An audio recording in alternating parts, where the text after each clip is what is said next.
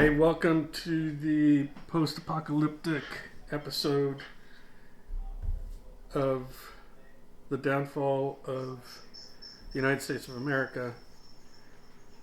It's January 7th, and yesterday we witnessed like an unbelievable sad event in the United States with the Capitol being stormed by Trump supporters that were trying to stop the process of officially announcing that Joe Biden had won.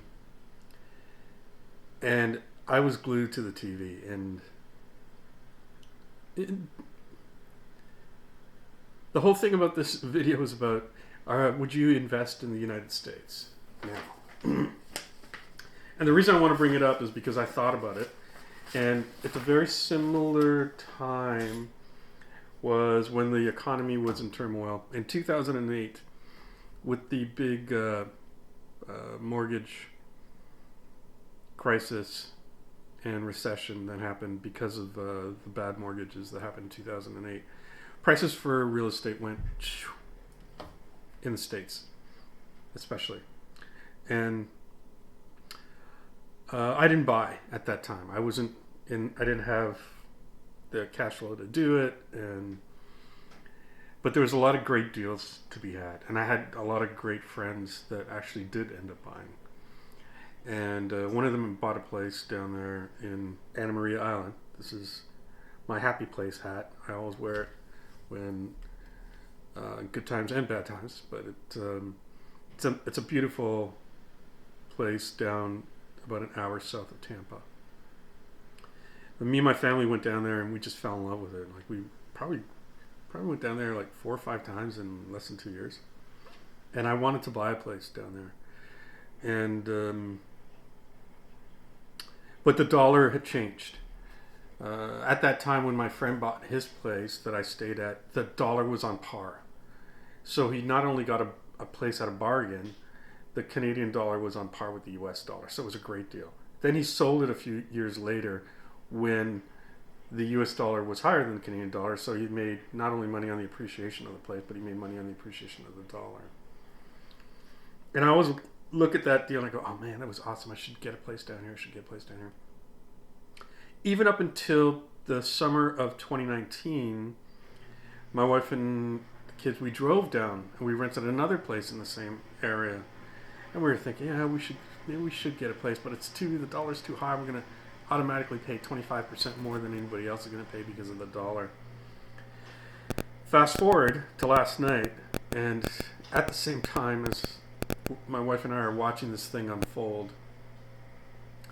we both said the same thing at the same time, and which was, I'm so glad I didn't buy a place down in the States. So let me be clear about this. I've got a lot of great friends, people I've worked with that are American, that live in the States. I have nothing against Americans. But with this last election and with the way I've seen things unfold in the States, I don't think I'd ever invest there. Just as a colored person, this past year has brought a lot of things to light that I was willing to gloss over, even though I've had nothing but fantastic experiences with Americans when I'm in America. I've traveled extensively in the States on business.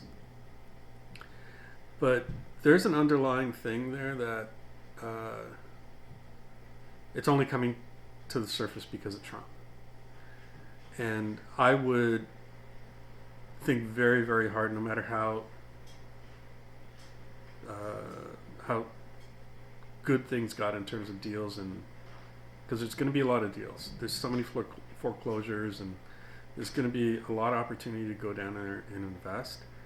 But I can't do it. I can't do it with a good conscience. I can't do it knowing that there's this undercurrent of racism that's there, and it's sad and I don't see it changing. And I think there's going to be a big,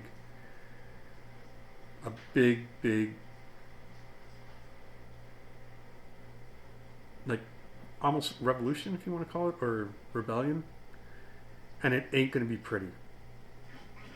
So, yeah, I just had to weigh in on this thing. I couldn't just leave it. There's a lot of great people in the States. I've only had good interactions with folks, and I loved Anna Maria, which is predominantly a white island, and everyone's very friendly and everyone's very cordial.